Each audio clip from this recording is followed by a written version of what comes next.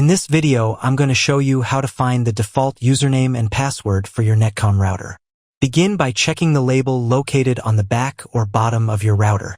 This sticker contains a lot of important information about your router. Look for a section called Gateway Login Detail or something similar. By default, both the username and password are set to admin. You'll need to input this login information on the router's login page. If you can't find the login details on the label, you can try using admin as both the username and password. At times, the login information could be wrong. In this case, you must reset the router to the factory settings. Before resetting your router to factory settings, be sure to check out my other video, and then try to enter again. It will definitely help you.